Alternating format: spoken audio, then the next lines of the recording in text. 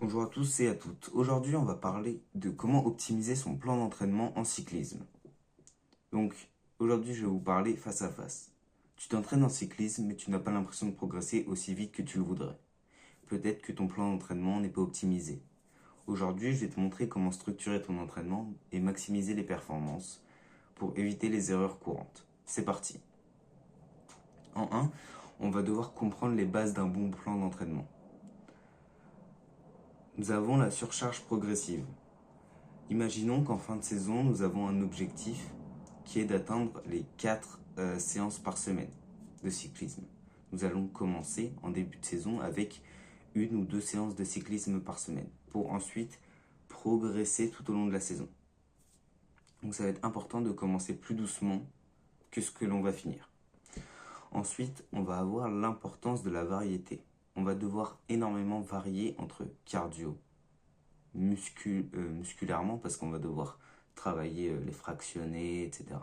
Et la technique. N'oubliez jamais la technique. La technique, ça vous fera tellement perdre de watts si vous ne l'optimisez pas. Il va vraiment falloir essayer de la travailler.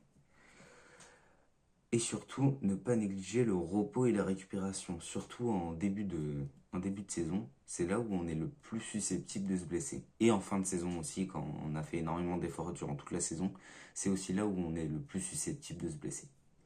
En 2, on va devoir se définir des objectifs clairs et précis. Surtout des objectifs clairs qu'on peut transformer en des actions qu'on va pouvoir faire chaque jour ou chaque semaine. Donc, par exemple, si votre objectif est améliorer votre endurance, c'est pas un bon objectif. Il est pas chiffré. On peut pas le chiffrer. On peut pas le comparer. Si, on peut toujours. Ouais, si, on peut même le chiffrer. Bref, mettez un objectif clair. Vous voulez monter un col. Bah, votre objectif, ça sera de monter ce col. Par exemple, vous voulez avoir un comme Strava sur votre montée à côté de chez vous dans votre village. Bah, à la fin de l'année, enfin à la fin de la période d'entraînement, vous devez avoir pris ce com. Ensuite, il va falloir faire quelque chose de très intéressant, c'est d'adapter l'entraînement en fonction du temps disponible. Si vous vous fixez un objectif dans 2 mois, ce ne sera pas la même préparation que si vous vous fixez un objectif dans 8 mois. Votre plan d'entraînement va devoir se structurer en différentes étapes. Par exemple, un exemple d'une semaine équilibrée avec 3 séances par semaine. Nous avons une séance d'endurance longue, donc avec une endurance fondamentale, avec un rythme cardiaque entre zone 2 et 3 maximum. Une séance de fractionné, avec intervalle court ou long. Une séance de force. Et après, en plus, si vous pouvez, une séance de récupération active tranquillement. Mais le plus important, ça va être de séparer cette préparation en plusieurs blocs.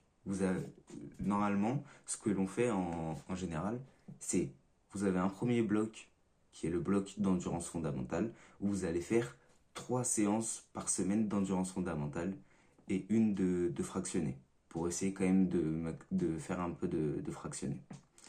Ensuite, vous allez avoir un deuxième bloc qui sera les spécifiques, donc avec le fractionné et la force.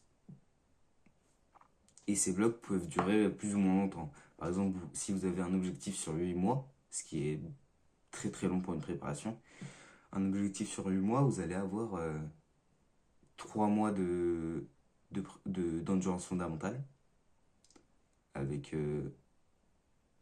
3 mois de spécifique. Et je pense que je ne suis pas assez bon pour savoir comment faire sur 8 mois. 8 mois, ça me paraît bien trop long. C'est beaucoup, beaucoup trop long. Voilà. Donc, moi, ce que je fais, en général, c'est que je me fais des blocs de 1 mois. Dans ma préparation, j'ai des blocs de 1 mois. Donc, explication des cycles. Donc, chaque cycle, ça sera 3 semaines, toujours avec cette surcharge progressive, plus une semaine où avec plus de récupération. La dernière semaine du mois, il y aura toujours un peu plus de récupération que la première semaine du mois. ce que je trouve très important à dire aussi, c'est qu'il faut s'écouter. Écoutez-vous quand vous avez des sensations, des performances qui sont moins bonnes, des sensations qui sont moins bonnes ou des sensations qui sont meilleures, des performances qui sont meilleures, écoutez-vous. Donc, réduisez l'entraînement, augmentez-le, etc. Ensuite, nous allons avoir un suivi et un ajustement. Si vous pouvez, le mieux c'est utiliser un capteur de puissance, un capteur enfin, une ceinture cardiaque pour faire des tests en début de préparation et en fin de préparation.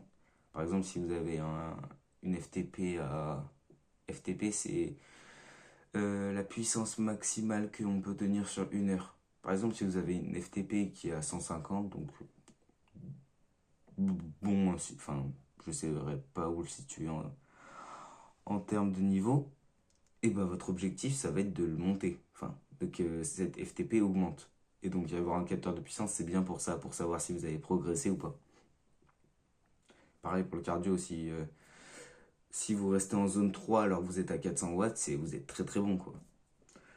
Euh, Ensuite, quelque chose qui est très important, c'est observer vos progrès. Quand vous faites un gros progrès, que vous faites, vous battez un com d'une montée, enfin vous battez votre meilleur record d'une montée, etc. Ou vous faites votre plus longue sortie que vous avez faite, etc.